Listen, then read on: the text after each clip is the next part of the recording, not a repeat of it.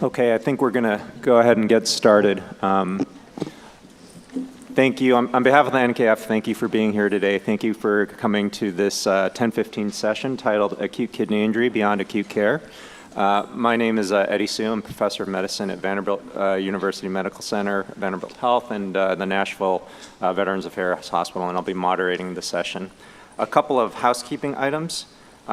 Please remember to download your NKF meeting mobile app to be able to complete all pretest, protests, and evaluations on site. The feedback that you provide is also critical for planning for next year's session.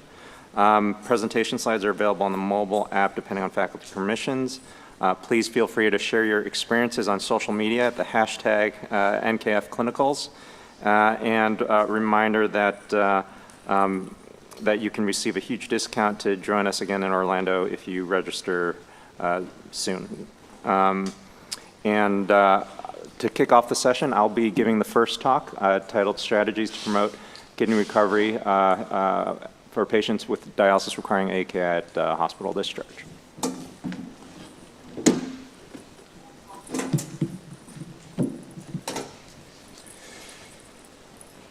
This is a list of my disclosures before beginning.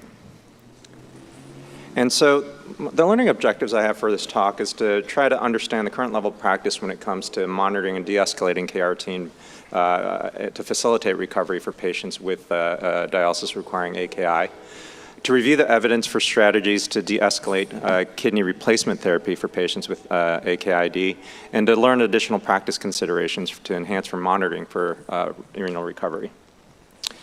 And so I thought we'd begin with a case. And so this is Marla Levy, whose story is public, and she's given me permission to share her story with you today. Marla was 41 years old at the time of her acute kidney injury event. She had a history of congenital heart disease and had previously undergone an aortic valve replacement and CABG and was admitted to UCSF for a redo of both. Unfortunately, her course was complicated by cardiac arrest, cardiogenic shock requiring VA ECMO, acute hypoxic respiratory failure requiring mechanical ventilation, and perhaps not surprisingly, oliguric ATN. CRT was initiated, and she was eventually able to be converted over to intermittent dialysis and was eventually discharged home 42 days after 42 days in the hospital with a prescription of 3 times a week dialysis at a local dialysis unit. After several weeks of this, she was told that her kidneys would never recover, and she was referred for permanent access placement. Despondent, she sought a second opinion, where her case was reviewed by Dr. Chi Shu at UCSF, who thought that she might be showing some signs of subtle recovery. And after a trial of dialysis cessation, she was able to be successfully weaned off dialysis. And more compelling than that, those facts are her words, which she said, it was like being told I had won $100 million in the lottery. It was the best news of my life. In terms of importance, that day is up there with getting married and giving birth to my children. It meant I had my life back.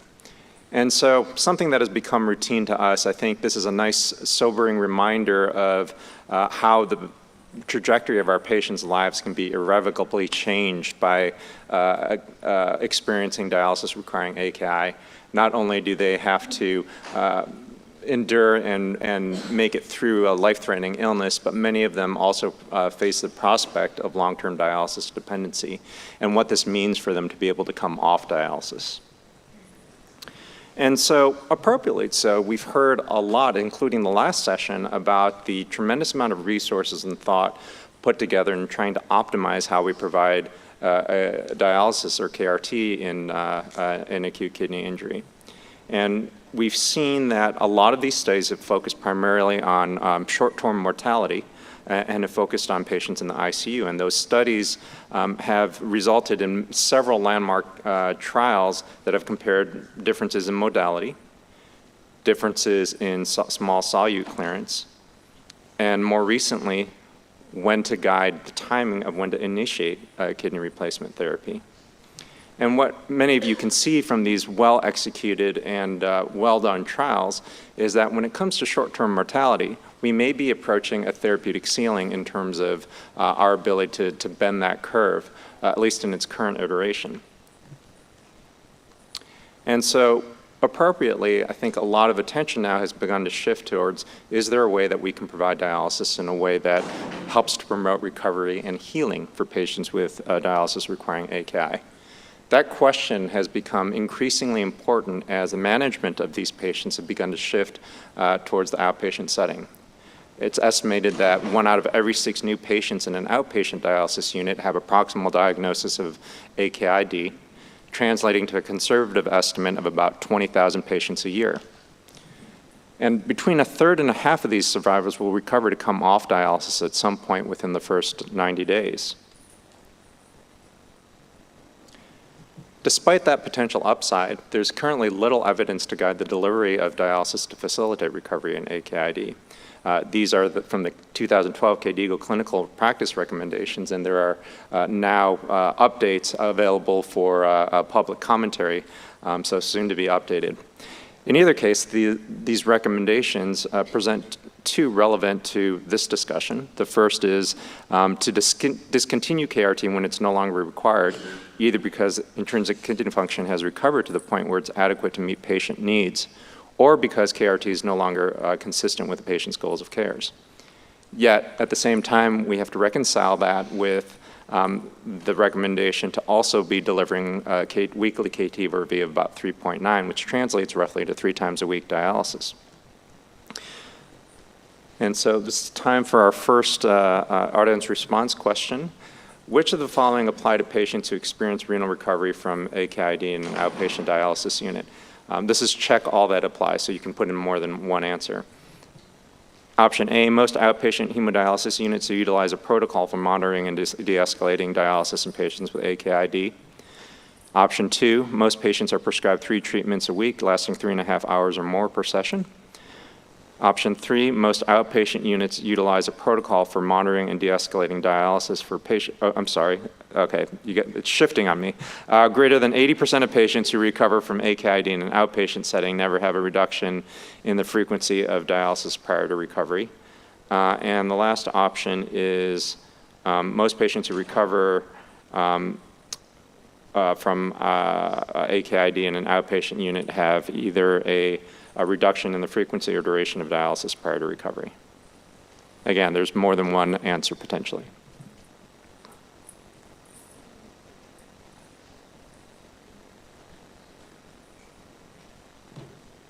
Okay, it's pretty good. I'm going to call it. All right, so the answers options B and D. Most patients are prescribed 3 treatments per week lasting 3.5 hours or more per session, and greater than 80% of patients who recover from AKI-D never have a reduction in the frequency of dialysis prior to recovery. And so reviewing the evidence for that, this is survey data that were sent out to the ASN communities, to outpatient nephrologists who manage these patients in an outpatient setting. And what you can see here is that the majority of them reported that there were no protocols in their units to help guide the management of these patients, though most agreed that lab monitoring should be fairly frequent, at least once a week.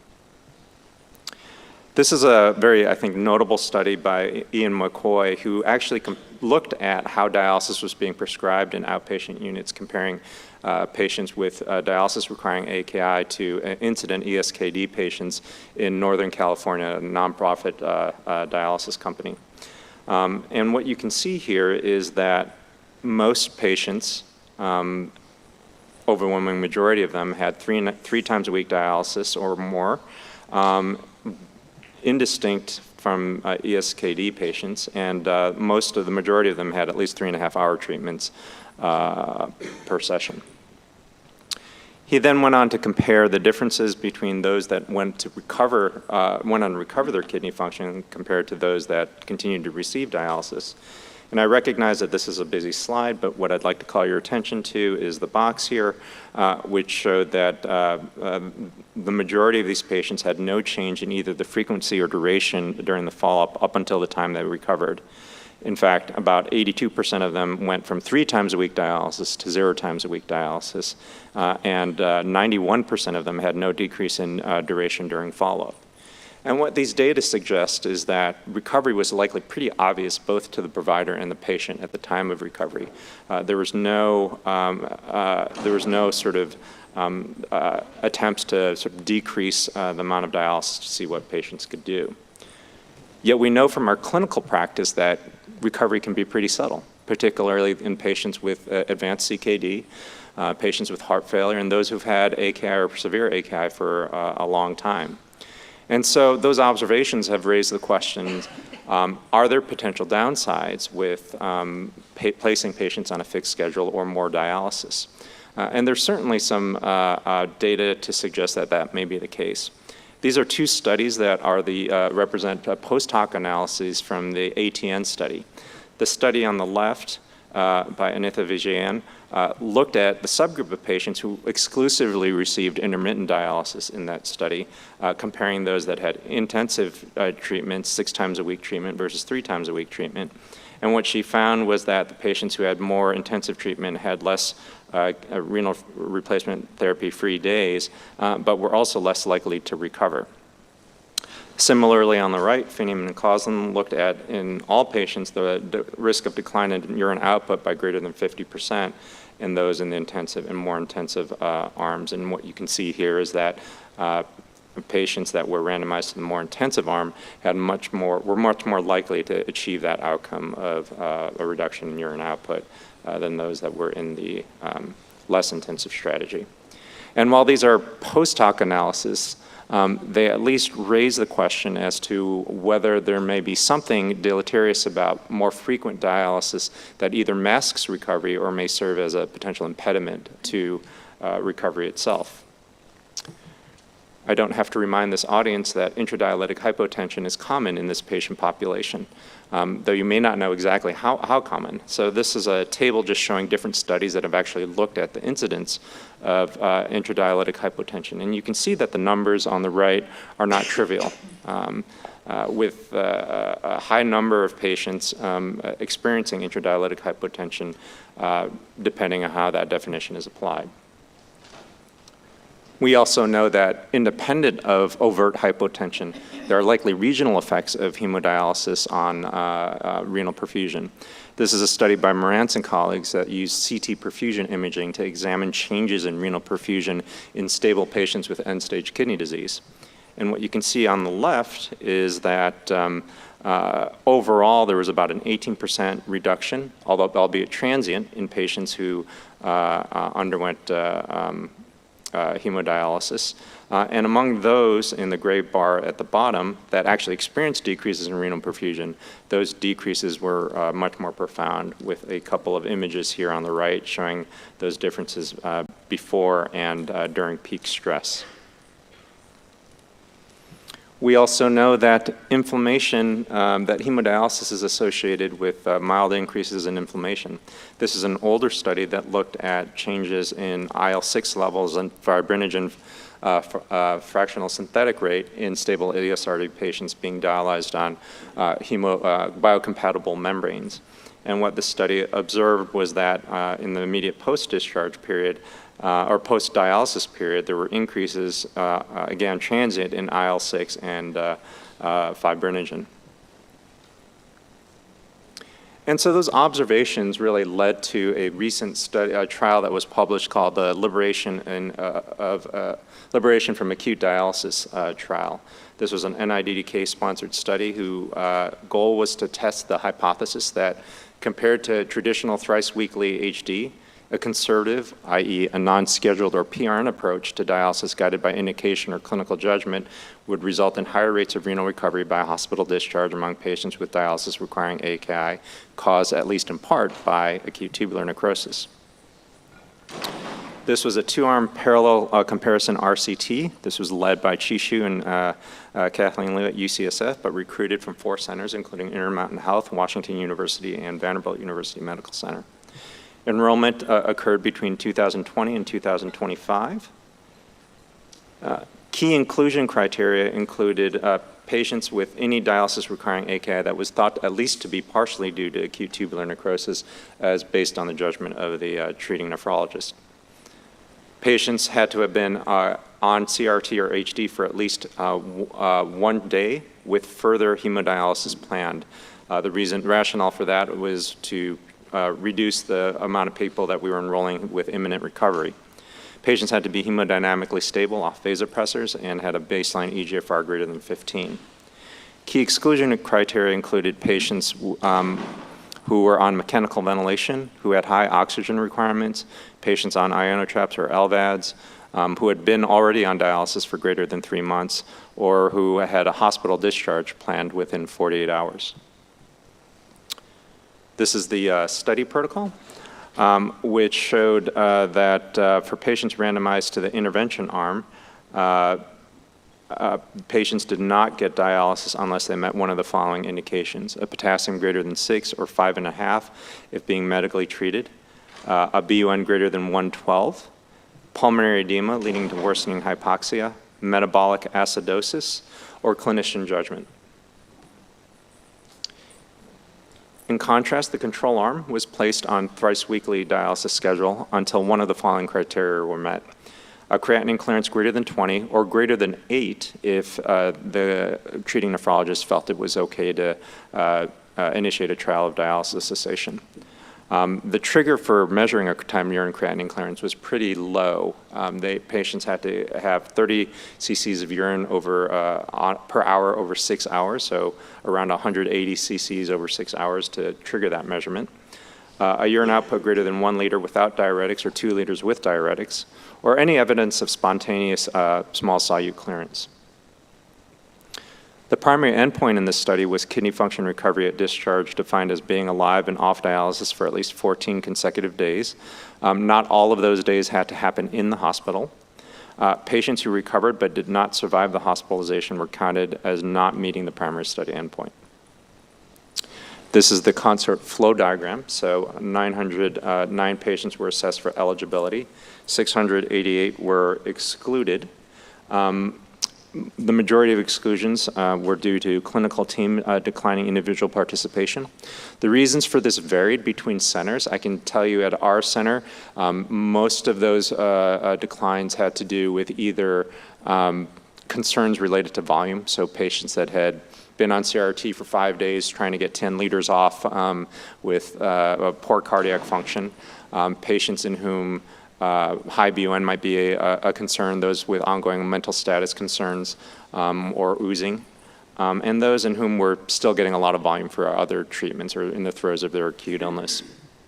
Among those, the 221 were eventually randomized, with 110 receiving the intervention and 109 analyzed in each arm. The baseline characteristics: median age was 56, about 2/3 were male. 80% had been previously in the ICU, and most had been previously on pressors. The leading causes of AKI would be as what you would expect. And most patients, the median days on kidney replacement therapy were 9 days before randomization. So patients were on KRT for about a week, a little over a week before being able to be enrolled and randomized. Notably, at the time of randomization, the median serum creatinine was 4 with a 24-hour urine output of 260 mils. So most of these patients were oliguric at the time of randomization. In terms of separation between the two arms, this table shows that the median number of dialysis treatments a week after randomization was 1.8 in the conservative arm and 3.1 in the 3 times a week arm. There were more hemodialysis procedures in the 3 times a week arm, more pure ultrafiltrations that occurred in the conservative dialysis strategy, and more continuous kidney replacement therapy days in the conservative arm, though I think those were largely driven by a couple of patients. There were more dialysis-associated hypotension events overall in the 3 times a week arm, 97 versus 69. Those largely tracked with just the number of dialysis treatments that were performed. Notably, the most common triggers for dialysis in the conservative arm were clinician judgment, which occurred in 45% of cases. The main reasons for dialysis in those settings were concerns related to volume or high BUN related concerns. The next most common triggers in the conservative arm objectively were the BUN trigger, and 13% had hyperkalemia and hypoxia triggers. In terms of the primary outcome, again, which was kidney function recovery at discharge, being off dialysis for 14 days, the primary outcome was achieved in 64% of the conservative dialysis strategy arm and 50% in the 3 times a week arm. That translated into a difference of 13.8% with a p-value of 0.04.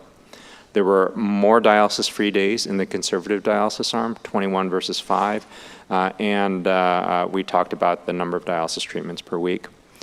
Other secondary outcomes included time to kidney function recovery, which was 2 days in the conservative strategies and 8.5 days in the 3 times a week arm. We were not powered for longer-term outcomes, recovery at 28 and 90 days, but you can see that the trend favored the conservative dialysis strategy. Death by 90 days was also similar between the 2 arms. We did include a pre-specified analysis to adjust for baseline eGFR and demographics. And so our original odds ratio for the primary trial was 1.76, favoring the conservative strategy. And after adjustment for baseline demographics, that effect size was slightly attenuated to 1.56 with a p-value of 0.15. This is a figure that shows the time to first kidney function recovery before hospital discharge, with the conservative arm shown in red and the conventional arm shown in blue. And you can see that the separation in the curves occurred fairly soon after randomization. In terms of adverse events, the number of severe adverse events were similar between the 2 groups. There was one severe adverse event due to pulmonary edema seen in the conservative dialysis strategy that was thought to be probably related to the intervention. Other adverse events, again, were very similar as well between the 2 arms. And so in summary, we concluded that for hemodynamically stable patients with AKID, a conservative dialysis strategy, dialysis only when specific metabolic or clinical indications are met, appeared safe and resulted in shorter time to and higher rates of kidney function recovery. Given some uncertainty of the effect size, replication seems reasonable, though at minimum it seemed to reduce the resource utilization for that patients randomized to the conservative arm. So I think in terms of thinking about other practical considerations, as you're sort of deliberating whether to apply this sort of strategy, I think regardless of your approach, I think there are some other practical considerations to keep in mind. The first of which is to know your epidemiology, know who's likely to recover. And so this is a study that looked at rates of recovery by baseline GFR and proteinuria in the Kaiser Permanente healthcare system. The study was limited to those that survived, patients to survive to 90 days. And what you can see is that GFR is, again, as we know, the most potent predictor of recovery from AKI. And you can see a stepwise decrease as GFR declines in the likelihood of recovery. Though notably, patients even with stage 4 CKD, somewhere between a quarter and nearly a half of them, still were able to recover if they were able to survive to 90 days. Other positive prognostic factors include younger age, if the diagnosis is ATN, particularly from sepsis or surgery, and the absence of heart failure. In addition, I think these findings also encourage us to be on the lookout for more subtle signs of recovery. We understand that in outpatient units, the logistics of doing so may be tough, but there's some low-hanging fruit. We are checking labs frequently, it seems like, at least on a monthly basis, and based on the survey, many of you are checking at least once a week. And so how difficult is it to send a patient home with a jug or a diary and say, hey, tell us how much urine you're making, particularly on your non-dialysis days? Are we looking at trends of intradialytic weight gains? For patients on diuretics, are they becoming more diuretic responsive on non-hemodialysis days? Are we seeing normalizing K and phosphate trends? Are you needing to adjust your K-bath or decrease the binders? And is blood pressure control improving? Are we really trending these things enough? Lastly, I think it's really critical to improve communication to the nephrologist you're referring to.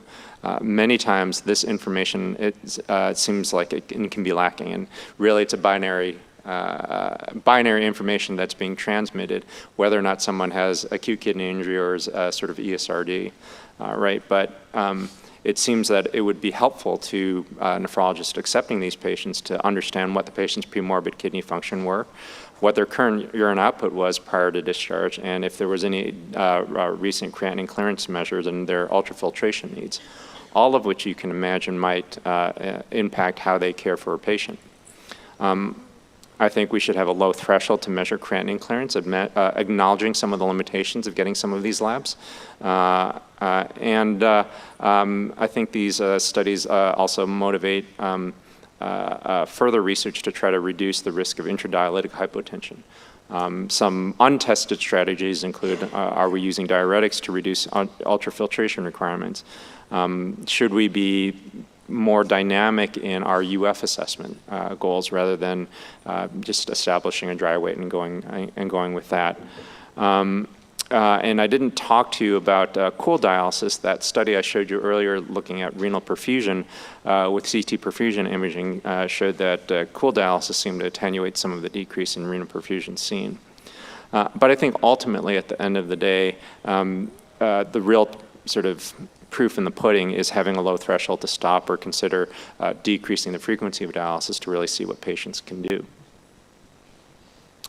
And so in summary, I hope I've shown you that renal recovery from AKI is indeed a critically important patient-centered outcome.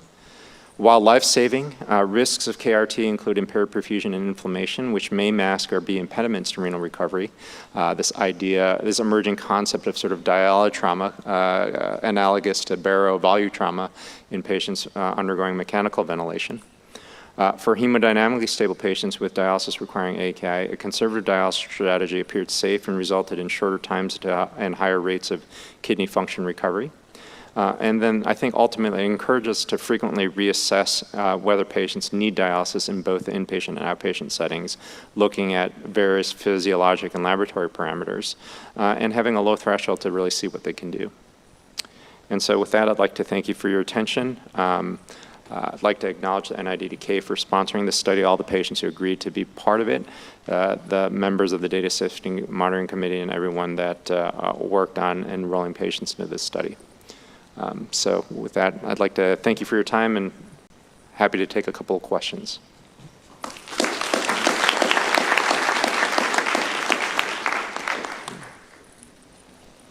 Based on the available data, do you think it's time to consider having dialysis EHRs that protocolize what the nurses think about, see, and do, built in now a different track for those who are recovering from AKI? Yes, absolutely. I mean, I think that having these subtle signs of information, recovery operationalized and being available to providers in real time, it can only really be helpful. We know that this patient population is a moving target, and to be able to affect recovery and detect it earlier rather than later, all the tools that we can, why not? Thank you. Thank you for the talk. This is an important topic, and I'm a nephrologist from Wisconsin.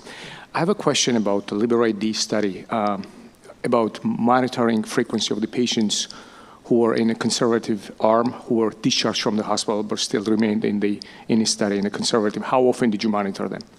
So we limited the intervention to patients that were in the hospital. In the hospital. So we did not force the protocol or the intervention beyond hospitalization. What we did do was communicate to outpatient providers that the patient wasn't notifying them that the patient was enrolled in the trial, and where some of that information I provided to you sooner. We left the ultimate treatment up to those providers. Okay, thank you. George, your talk. George Kortsidis of New York. And I'm an intensivist nephrologist. One thing I'm going to make a comment. One thing I noticed, which I think is along the lines of what you're asking, is there isn't great communication between the intensivists and the nephrologists in the unit per patient per day. I don't know if you noticed the same thing, and having been on both sides of fellowships, I keep yelling at one to talk to the other. And I think that's a hugely important thing, because it is very subtle what you need to do from day to day, which brings you back to your study. One thing I'm just curious, you had differences in hypotensive episodes, but I don't know if any were on pressors or not, and were there changes in pressors, and then what was the UF differences between one? I don't know that you have all these answers, but those are the kind of things I would be curious to ask about that study. Right. So to answer your first question, I agree with you completely. I just, training in the early 2000s versus now, we've just become more and more compartmentalized. And I think that's why you're seeing trends of sort of critical care nephrologists consult services being limited to, or creating niches where the attendings are actually in the unit, ICU restricted teams rounding with the ICU team, because I think those kind of communications are essential, and everything now is text and pagers, and those subtleties of communication are so important. So I couldn't agree with you more. In terms of ultrafiltration, let me see if I think I have that here. The ultrafiltration rate was slightly higher in the conservative arm, 6.4 mils per kg per hour versus 4.9 among those that did it. We did put a cap on it based on ESRD literature. I want to say it was 10 or 13. I don't remember off 13. Yeah, I think it was 13 mils per kg per hour is the cap based on the ESRD literature. But you can see that the median there ranged. And we did not enroll patients that were on vasopressors, so they had to be off. Yeah. So it's patients that were, most of the patients that we enrolled were sort of leaving the ICU. If I may add, though, those UF rates, one UF rate is while you're doing dialysis, if I'm not mistaken, and the other one is separate UFs as needed. Is that what you said? Yeah, this was combining the two. So this was when people got dialysis or also isolated UF, what were the rates combined? One last question. I'm Abhishek Valetti. I'm a nephrology fellow at the University of Maryland. We actually did cover this article for one of our journal clubs. One of the things that I was curious about was the conservative arm study design, where the BUN cutoff of 112, and I was curious about how that was decided as the cutoff to trigger dialysis, because oftentimes patients can have azotemia without necessarily needing dialysis. Absolutely. Couldn't agree with you more. We don't have a great uremic solute, a perfect uremic solute that we measure. I will tell you, if you sort of follow this literature, you'll notice those cutoffs came from the early Acute START AKI studies. And the rationale we had to pick something, and I think the rationale for that particular cutoff was we knew that based on those studies that this cutoff could be safely applied in patients in the early throes of their AKI illness in the ICU. So if we could do it, if they could do it there, we should be able to do it in the as patients are sort of improving or the tail end of their illness. As terms of whether or not it's a reasonable cutoff, there's certainly patients that are on tube feeds and TPN that may meet that trigger. And we did give ultimately the final say went with the providers. But there's also data out there like the Acute 2 study that shows that if you wait too long and the BUN's 140, that patients may not do well as well. So this is not an intervention where it's sort of fire and forget. You have to be sort of mindful and still use your brain when you're assessing. But it's a great question. Yeah, thank you. Thanks.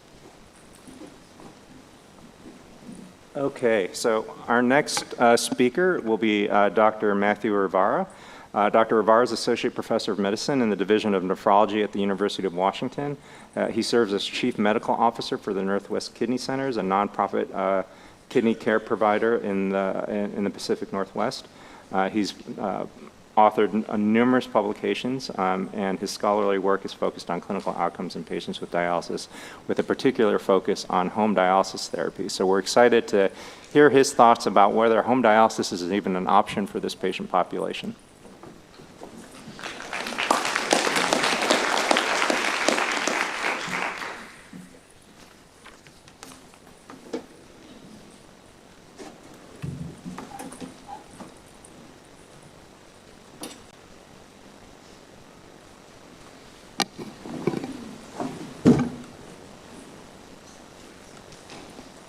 All right. Well, thank you so much, Dr. Su. It's a pleasure to be here. Thank you for the organizing committee for inviting me to speak today. And thanks to all of you for being here. I know there was a competing event next door about cannabis in the kidney, so I appreciate all of you being here to listen to us. These are my disclosures. And these are learning objectives, I think, pretty straightforward. We're going to talk about benefits, barriers, and appropriate candidacy for home dialysis for patients with AKI still dependent on dialysis after hospital discharge, and then talk about some knowledge gaps in the area as well. So we're going to start with a poll. If everyone could get out their app. The question for you all to answer is, do you agree with the following statement? Home dialysis modalities, either PD or home hemodialysis, are appropriate for use in the management of patients with dialysis requiring acute kidney injury, or AKID. Just give people a few minutes.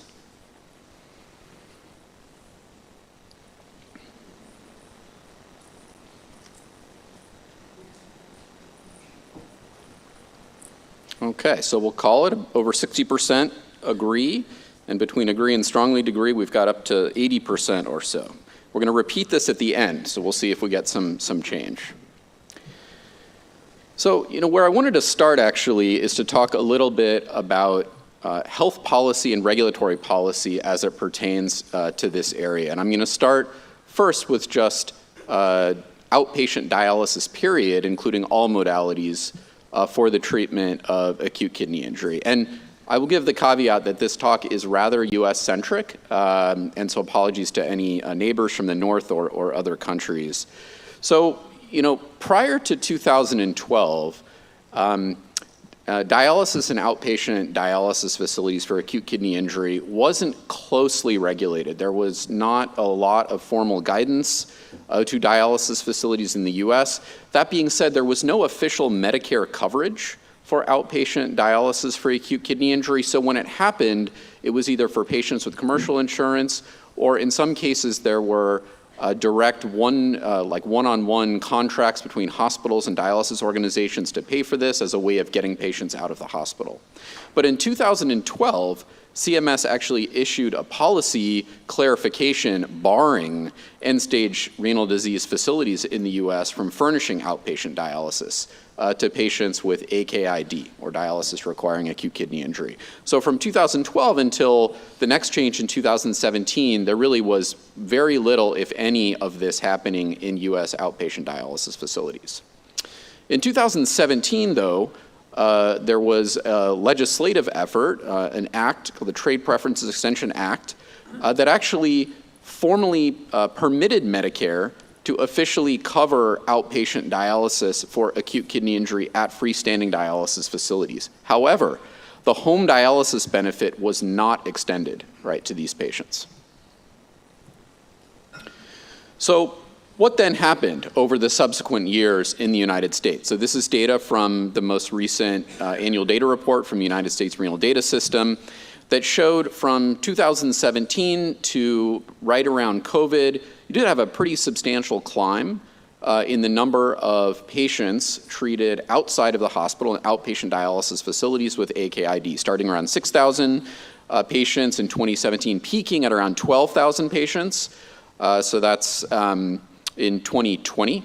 And then since 2020, at least until 2023, which is the last year for which data is available in the USRDS, there was a plateau or slight decline. This mirrors the overall plateau and slight decline of the dialysis population in the United States over that period, which we could have a whole talk in and of itself on that topic.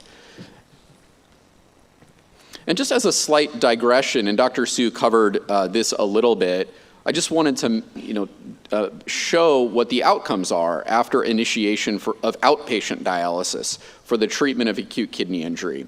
So this is, again, data from the USRDS. This is looking at Medicaid patients. So this is, just take that with a grain of salt. And I think the thing to draw your attention to is, so the x-axis here is months, so from 0 to 6 months after initiation of outpatient dialysis for acute kidney injury.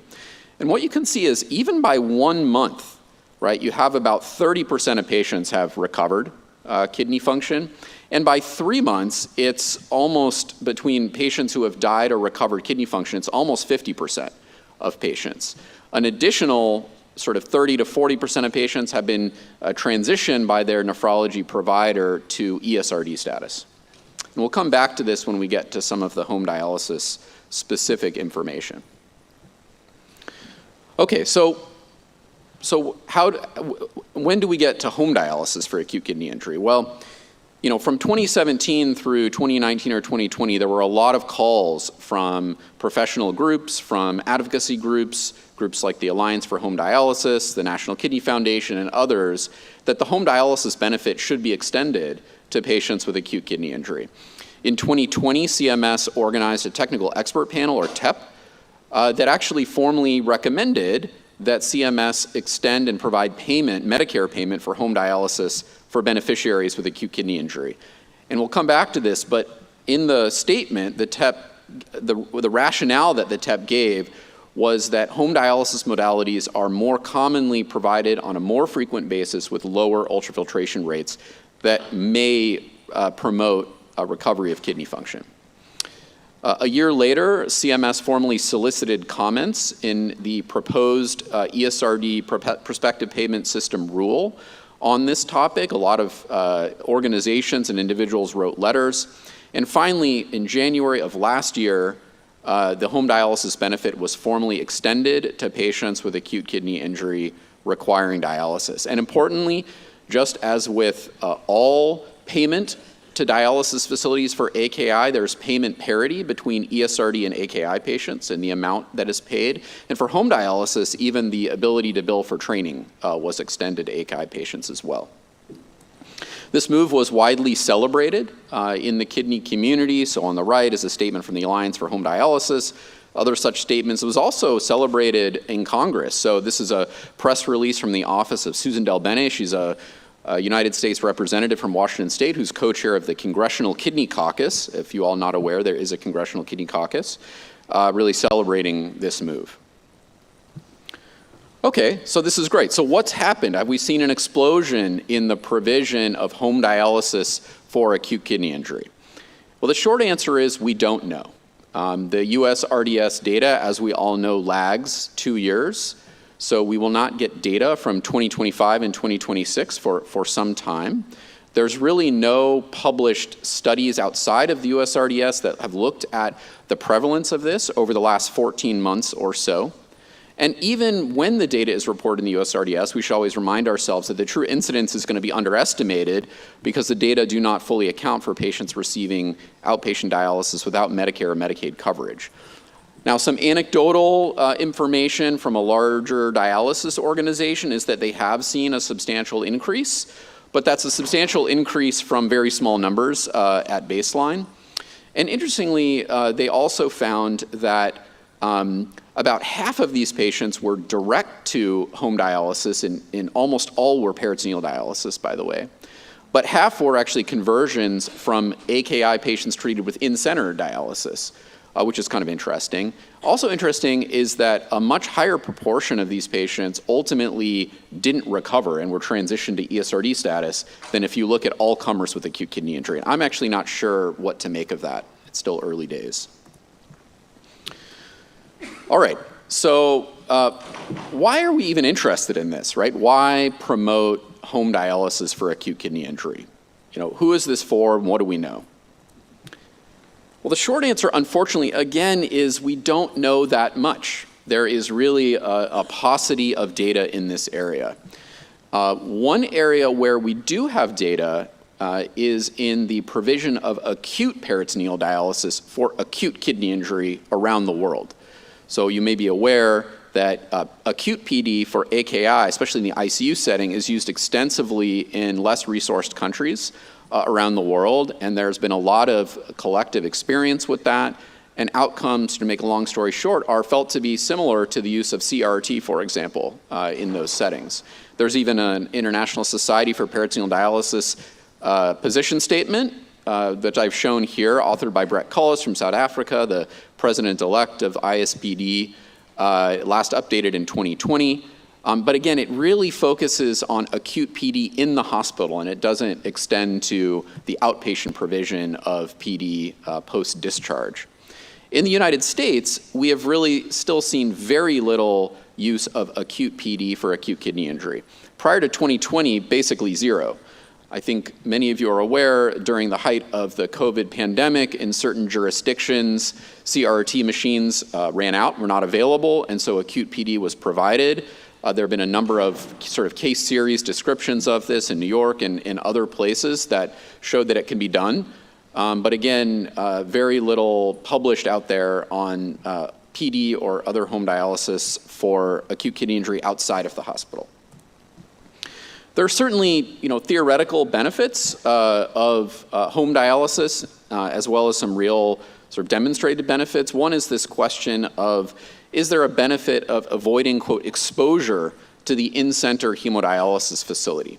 So again, this is extrapolated from the ESRD literature, but this is a retrospective cohort study of over 5,000 patients initiating PD at a Dialysis Clinic Incorporated, or DCI, facility from 2010 to 2019.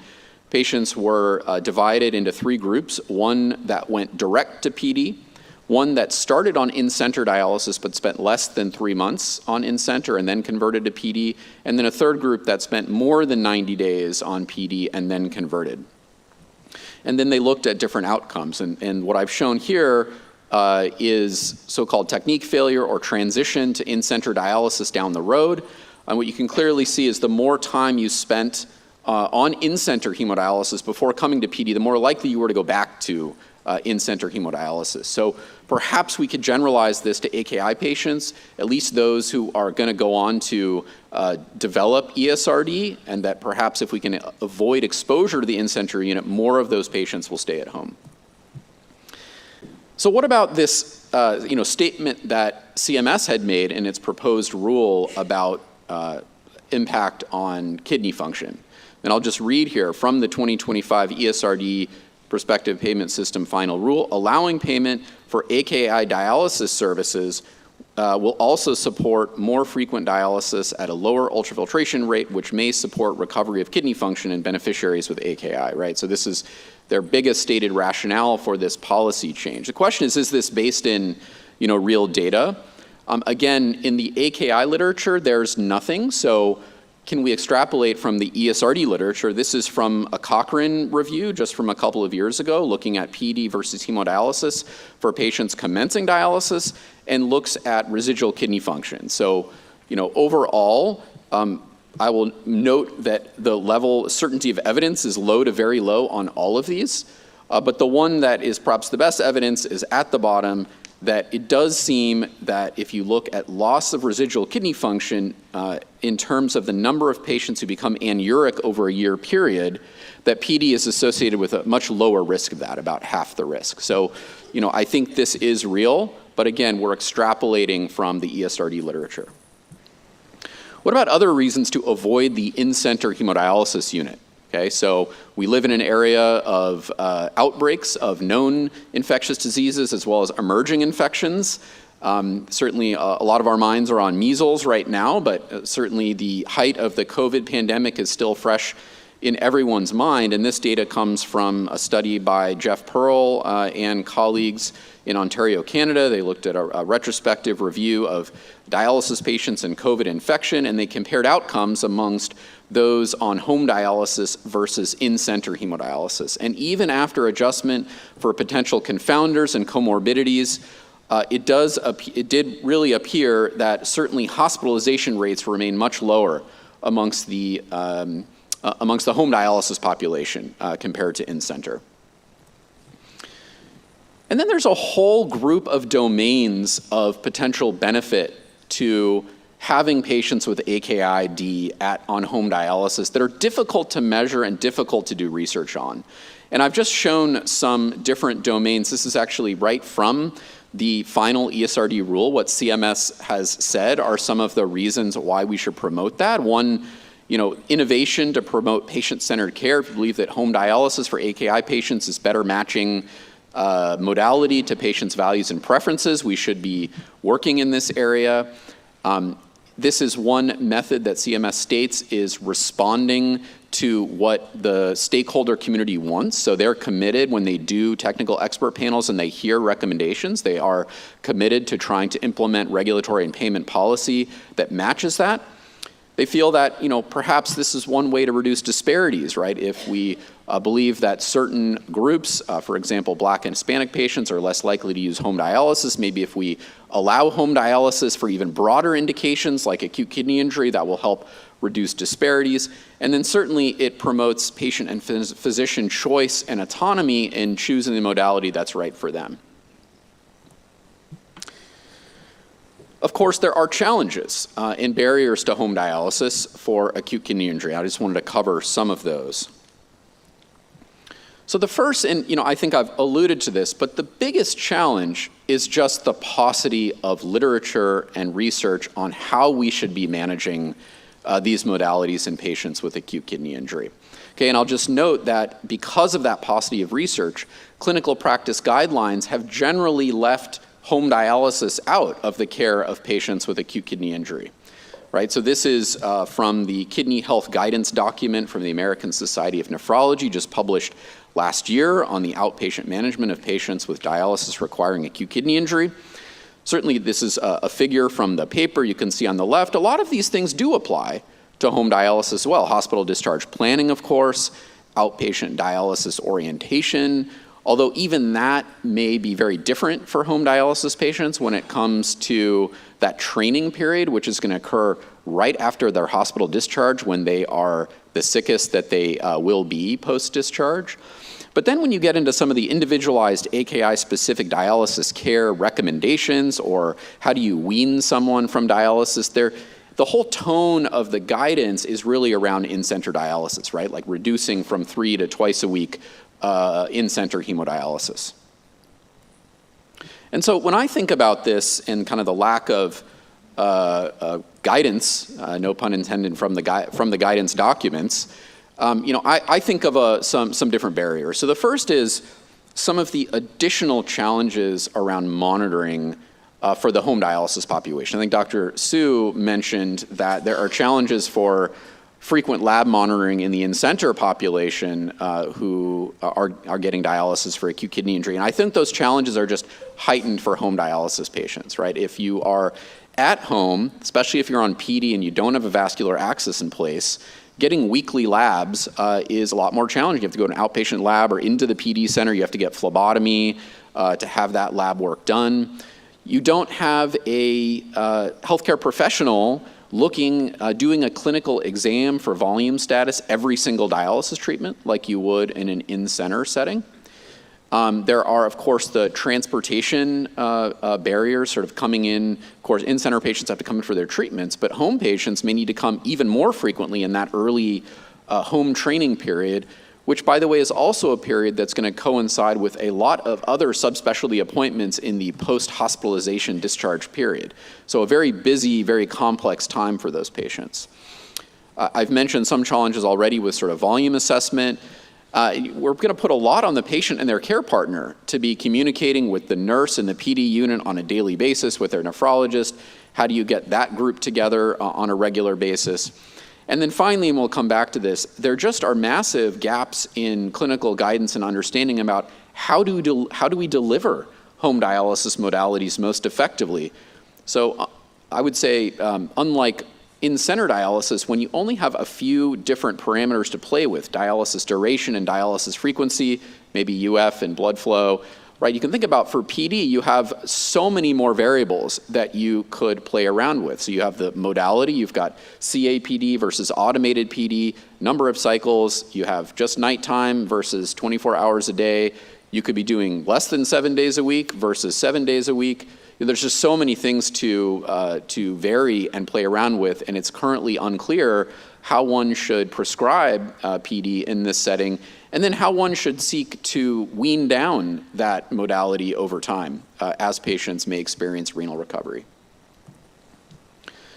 The other point I think that's important to think about is home dialysis by nature involves intensive training of patients and care partners to do this therapy at home. And are patients and family really able to absorb that training and education in the post-discharge period when they're discharged for illnesses that resulted in acute kidney injury requiring dialysis? So I thought this was interesting. This is just a prospective cohort study of 1,500 hospitalized patients followed for incidents of delirium. And this is in the hospital, of course, but you can see after meningitis, acute kidney injury is the #1 risk factor for delirium. And we all know the literature on cognitive changes in patients on dialysis in the ESRD realm. So I think these are real issues for thinking about training our patients on home dialysis modalities.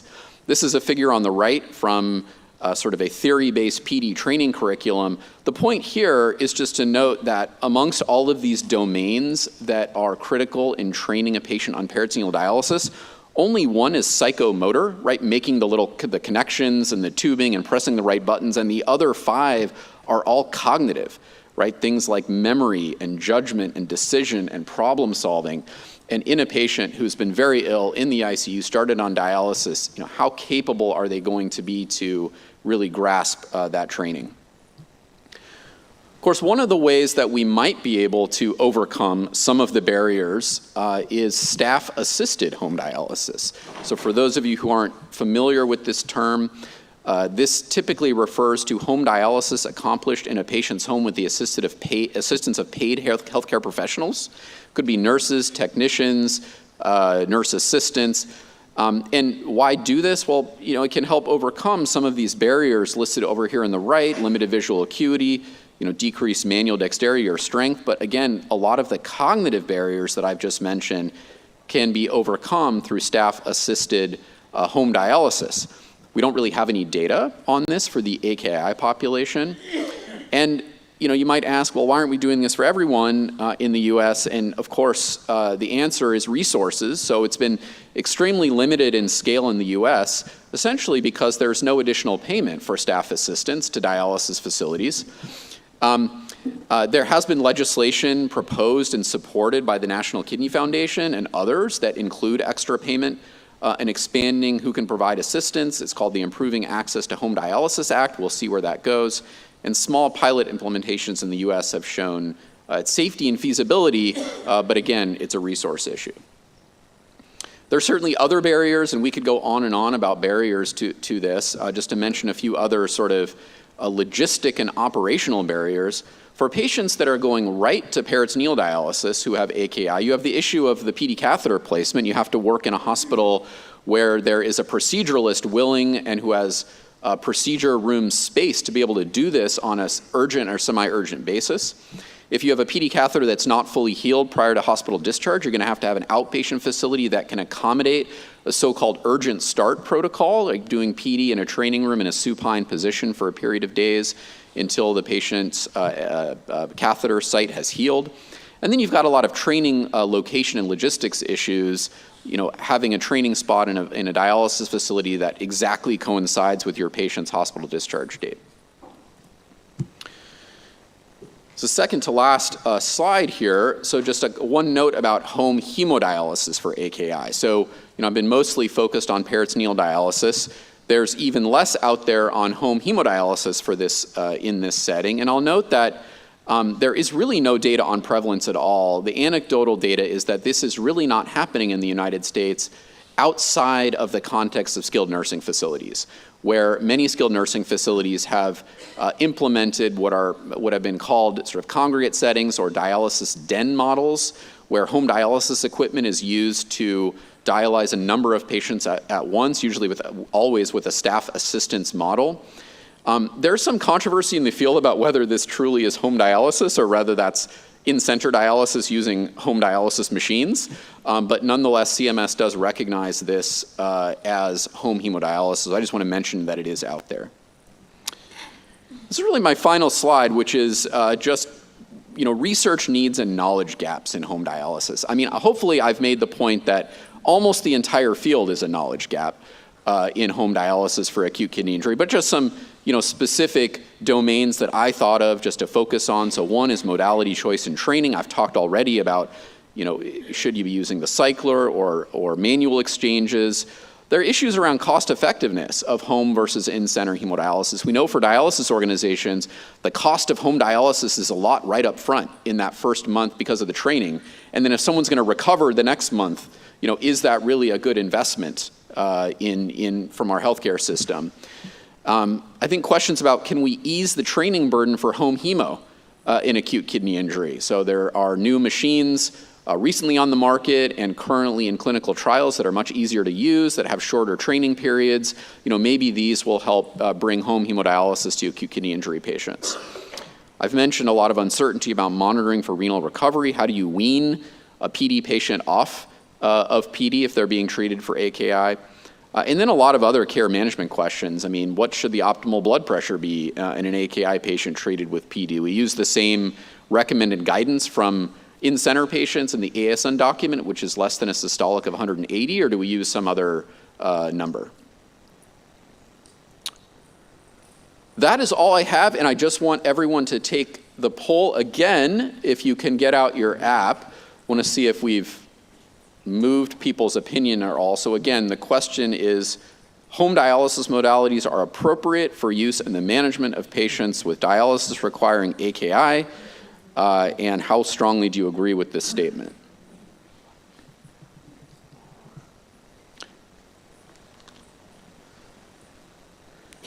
So I'd say we have more disagrees than at the beginning of my talk, which I don't know was the point of the talk, but is interesting. So I'll just stop there and can take any questions for a minute or two.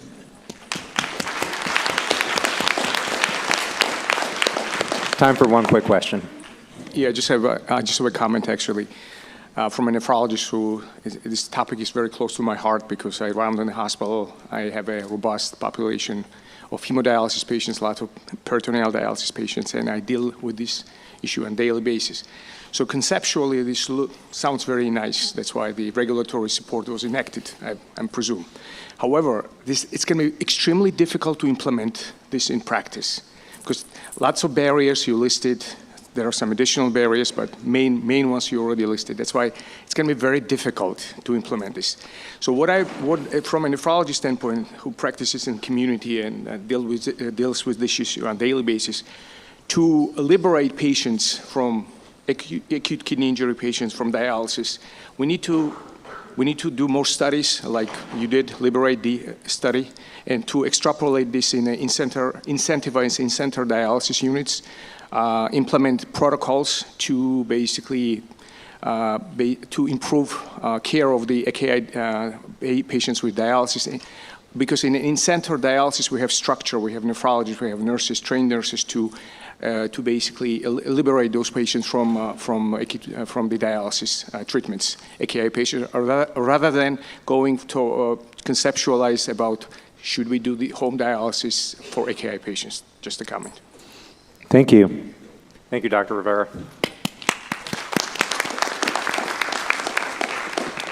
Our final speaker will be Dr. Bethany Berkalow. Dr. Berkalow is an assistant professor of medicine in the Division of Nephrology and Hypertension at the University of Minnesota. She's an early career physician scientist and is working on, her work focuses on epidemiologic studies of AKI and outcomes and care processes.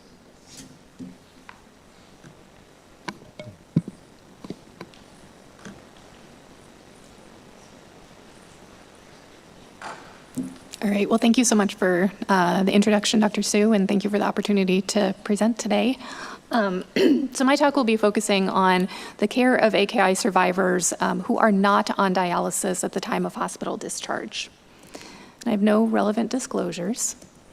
Our objectives for today will be to review epidemiology and outcomes of AKI, discuss the unique needs of AKI survivors, and articulate potential care gaps that these patients encounter, and discuss process of care interventions that might improve long-term, short and long-term outcomes.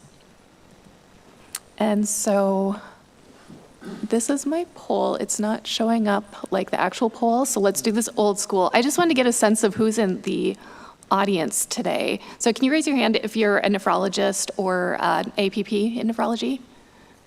Okay, great representation. Any providers who are other specialties? Okay. Any nurses out there? Okay, pharmacists? Okay, great. Dietitians? And any trainees in the room? Awesome. Okay, well, great to have everyone. As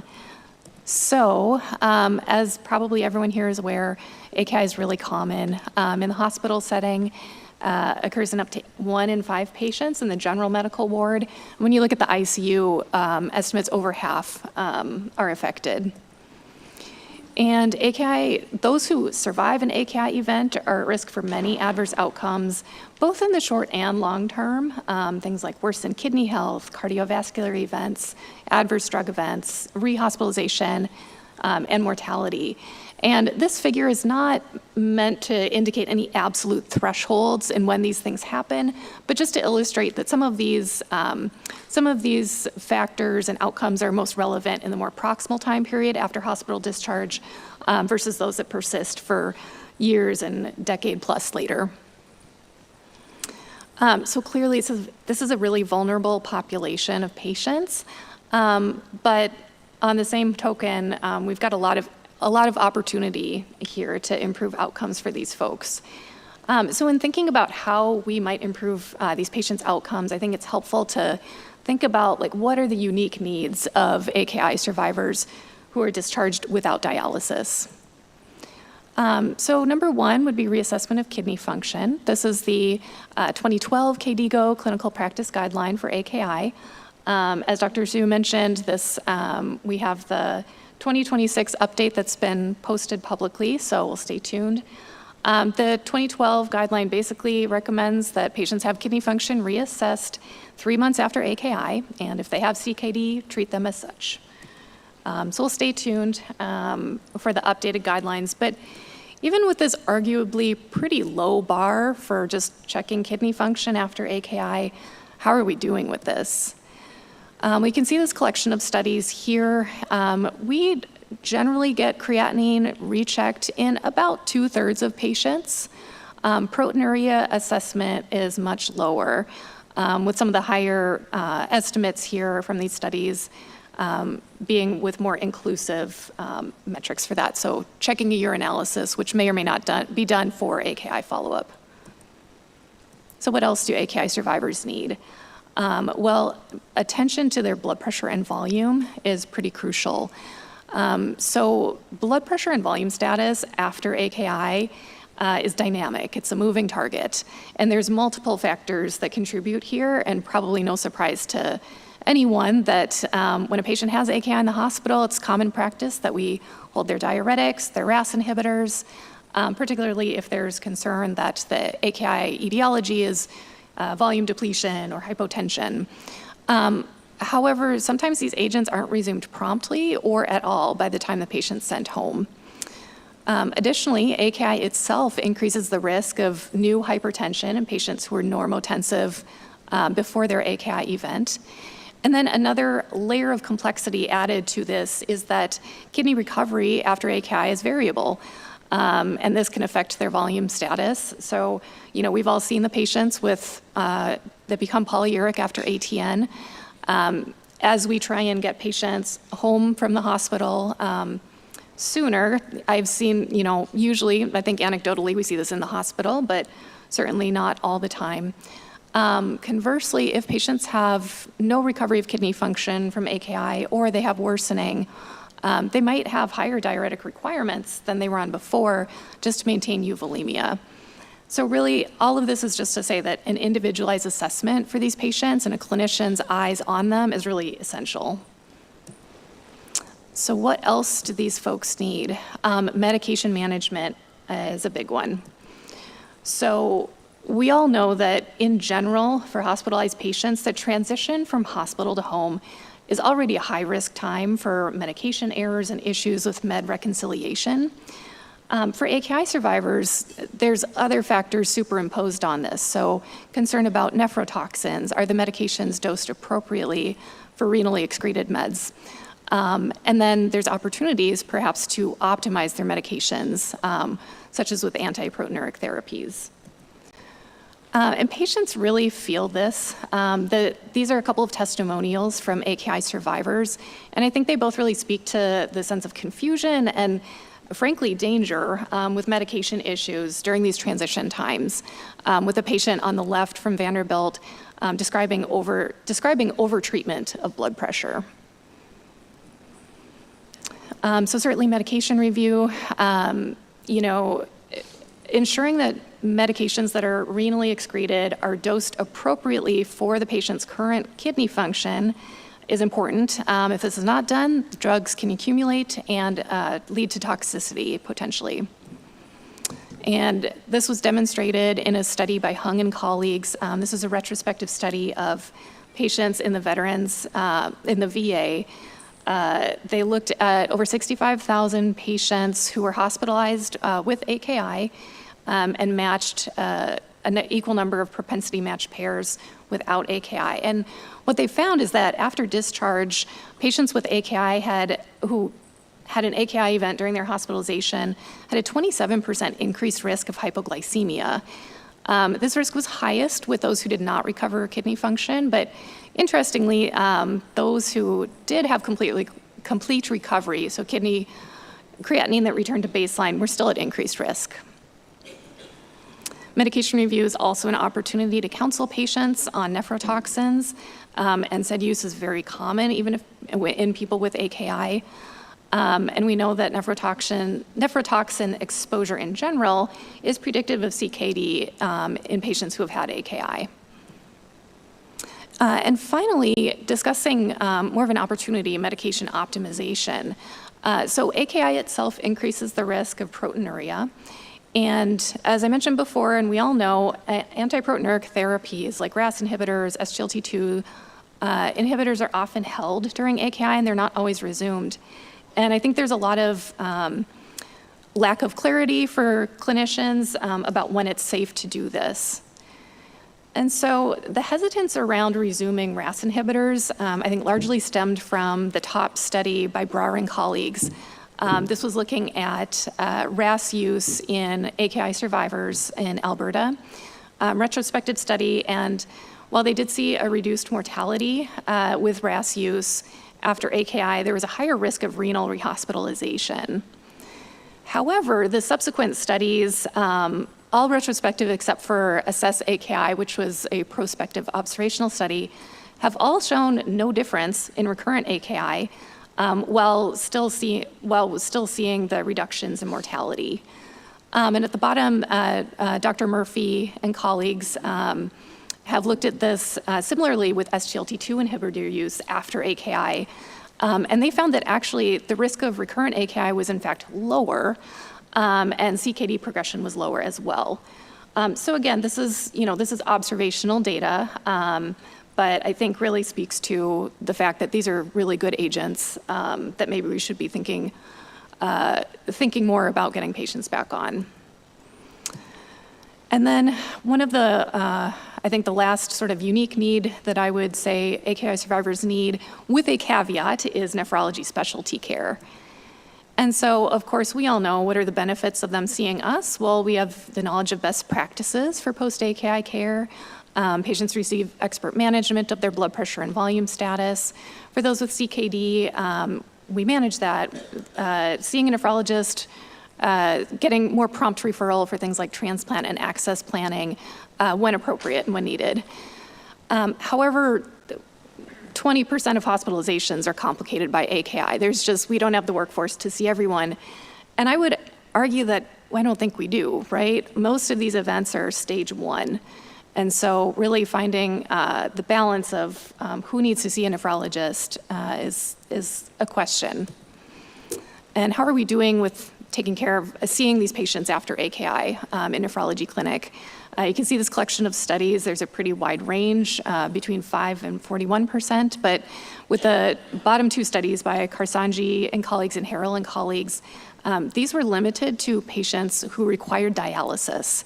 And 18% and 41% of those patients saw a nephrologist. So I think most people would probably agree that if a patient needed dialysis, it's probably not a bad idea to see a nephrologist. And with the upper estimate being 41%, I think this is a pretty big opportunity for us.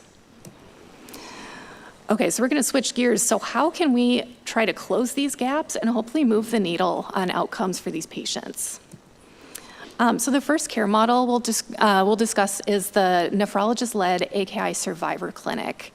This has been tested in a couple of trials that we'll go through, and this generally consists of a physical clinic that is in the nephrology practice, and the main elements include kidney function reassessment, kidney health education, blood pressure and medication management, and cardiovascular risk reduction.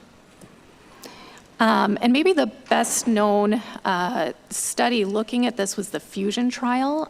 This was Sam Silver and colleagues did this pilot RCT in Toronto, Canada.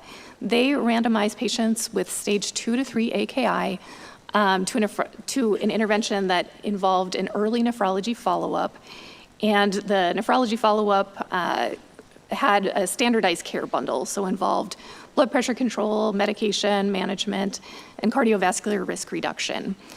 And the main outcomes, this was a pilot study, so they were primarily looking at feasibility, but also major adverse kidney events and care process changes. So seeing a nephrologist, getting the recommended kidney function assessment. So you can see that the patients in the intervention did have some improvements in their processes of care. I've highlighted the urine albumin to creatinine ratio was checked much more frequently in those who were in the survivor clinic. However, this trial was really hard to recruit for and actually had to be stopped early due to slow recruitment. And the investigators collected data on the reasons eligible patients declined to enroll. And some of the common themes that came through were they reported fatigue from their hospitalization. They were hesitant to add another doctor to their team. Like, we all know these patients are complex. Many of them have multiple specialists. And then geographic issues. So people who lived far away from the nephrology clinic were hesitant to add that to their plate. A similar survivor clinic was tested around the same time by Thanapangsatoorn and colleagues in Bangkok, Thailand. And their intervention was a multidisciplinary AKI clinic. So the team consisted of a nephrologist, a renal nurse, a pharmacist, and a dietitian. Similar to Fusion, the study was looking at feasibility primarily, and then some secondary outcomes, kidney-related outcomes. And while they did see in the intervention group that UACR was lower, blood pressure control was better, they similarly were only able to enroll about a quarter of patients who were eligible. Singh and colleagues at Geisinger tested what they described as an AKI rehabilitation program. And this intervention was really centered on a nurse case manager. So this nurse case manager would meet with the participant before hospital discharge, provide education on kidney health, things to look for with blood pressure and volume issues after discharge. And then after the patient went home, served as the primary contact with this patient to identify and troubleshoot issues of blood pressure and volume. And then critically in providing logistics support to help patients get to their appointments, transportation, rescheduling, et cetera. So this study was not an RCT, so it's a prospective cohort study. Their outcomes included feasibility and then a composite of rehospitalization mortality at 30 and 90 days. And they planned a comparator group of 400 contemporary AKI survivors and propensity score matching to do a sensitivity analysis. And so they had better success with enrollment, with 68% of eligible patients participating.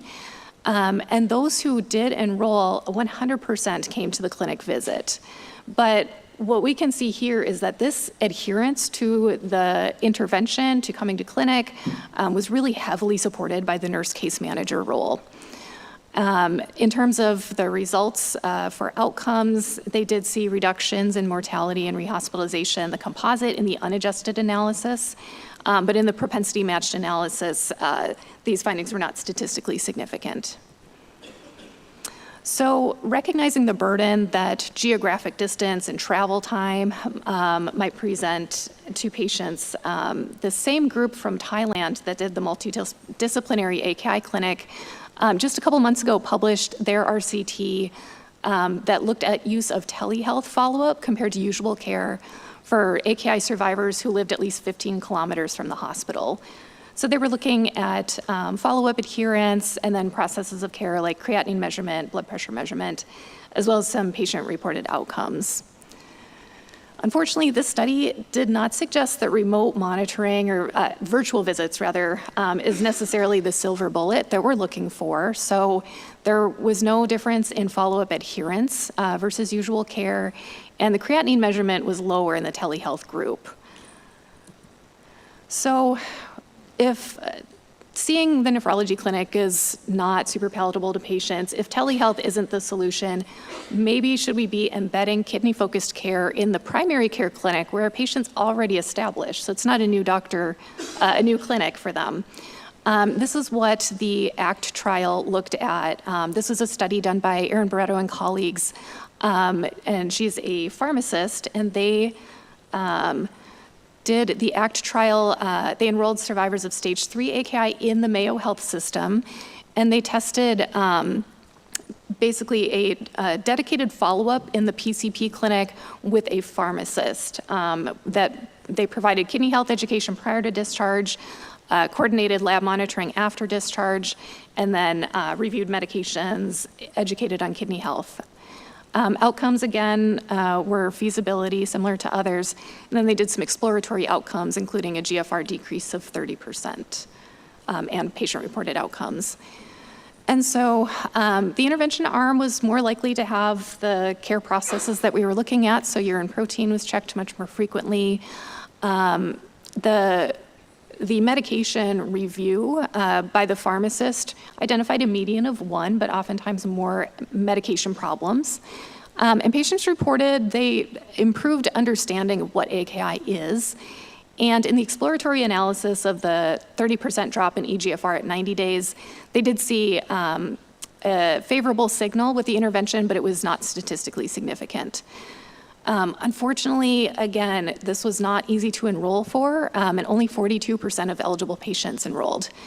And patients, some of the themes that came across for reasons to decline to enroll were they felt overwhelmed with everything going on with their health and everything they had to do after discharge, and that they oftentimes prioritized other conditions, like their heart condition, their lung condition, their transplant, over their kidney health. So, thinking about what we've discussed so far, it seems like everyone going to see a nephrologist for a survivor clinic is not all that palatable to patients. Having the follow-up within the PCP clinic, but a separate visit, is still a burden to patients. Doing virtual visits does not solve everything. So what if we more closely embedded the care into the primary care doctor's office more seamlessly and really reserve nephrology follow-up for those at highest risk? Everyone here knows that there's so much heterogeneity in patients with AKI who leave the hospital not on dialysis. They might have had a stage 1 on normal baseline creatinine. They may have flirted with dialysis and came off and still have stage 4 CKD. So this study by Nish Penu and colleagues, they did an RCT. This is in Alberta, Canada, and their intervention was a risk-stratified intervention, and it was based on a patient's risk of stage 4 to 5 CKD within 1 year of discharge. This was using a validated risk prediction tool. And for those who were low risk, they received an educational pamphlet on kidney health. Medium risk patients received the same pamphlet, and then their PCP was sent a letter about the AKI episode, the patient's risk of severe CKD, and then a link to something called a CKD care pathway. And I'll show a couple screenshots of that shortly. And then those who are high risk, so greater than 10% risk of stage 4 to 5 CKD within a year, were provided nephrologist follow-up within 3 months. And so the primary outcome for this study was a composite of RAS inhibitor use, statin use, and nephrologist follow-up. This was for all patients, regardless of kind of more specific indications for these. And so secondary outcomes looked at the different components of the primary outcome for those with specific indications. And so this is a screenshot of what that CKD care pathway looks like that the PCP would receive for patients at medium risk. So you can see it's colorful, it's user-friendly, it's easy to follow. There's a spot for drug therapy that includes indications for patients with and without diabetes. Really has high yield information about how to, the prescribing info, contraindications, et cetera.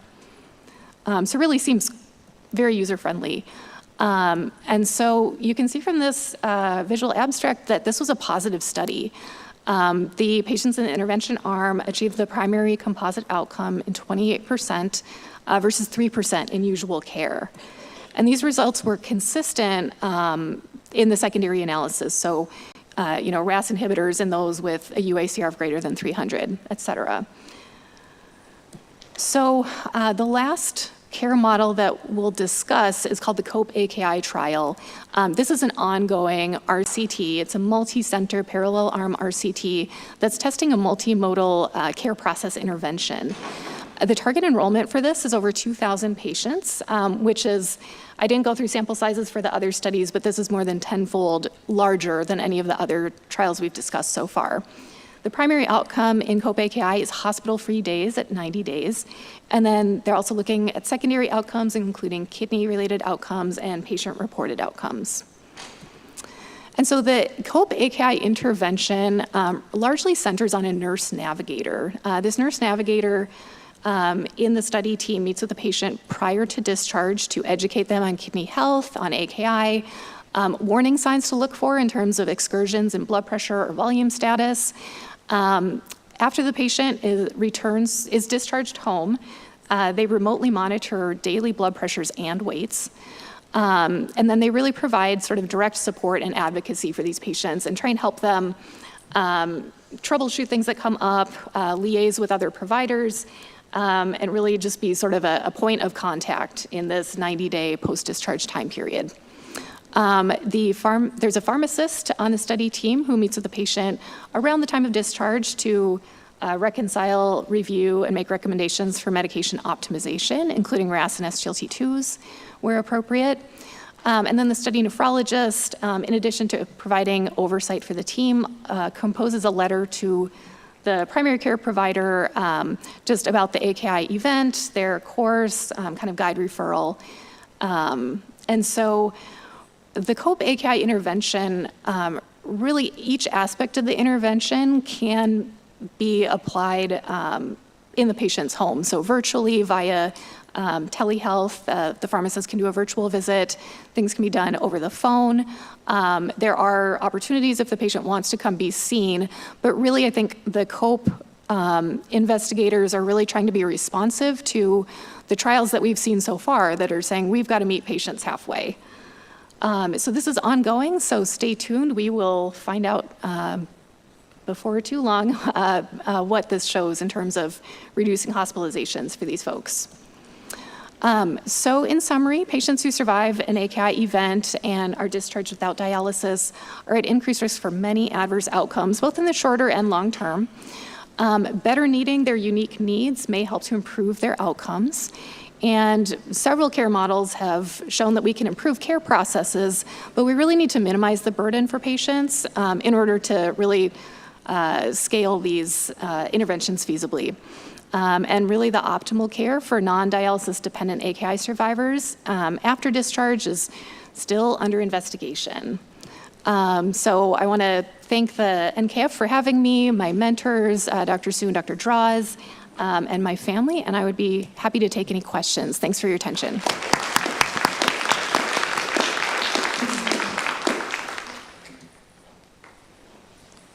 Hi, thanks so much for the talk. I'm a fellow in New York City. I was just wondering, I've had a few patients now where they get discharged and I check their renal function in a couple months and they're back to baseline, like normal GFR.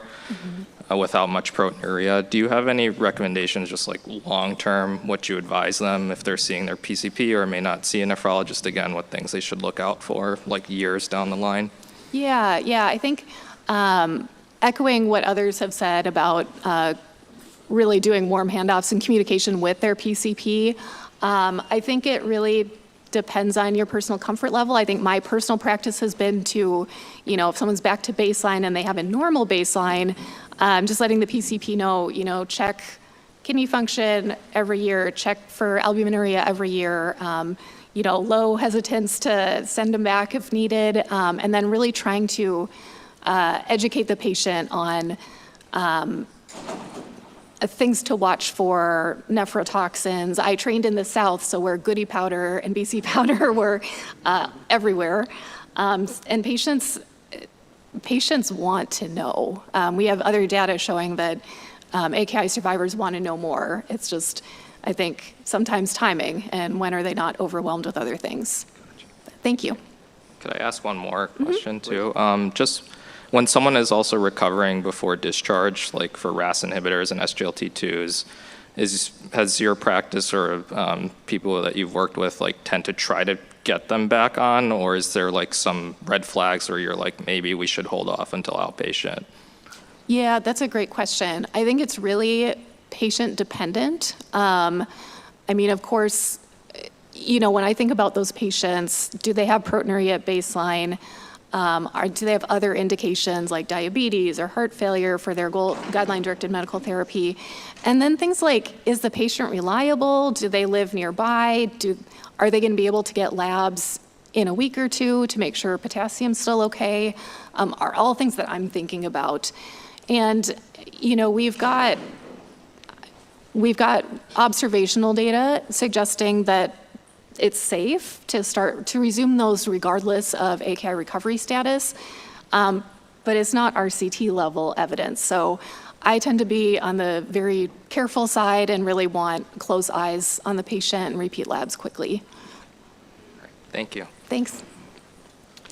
Okay, thank you guys so much for coming. Let's give a hand for the speakers, and please fill out your evaluations. Thank you all.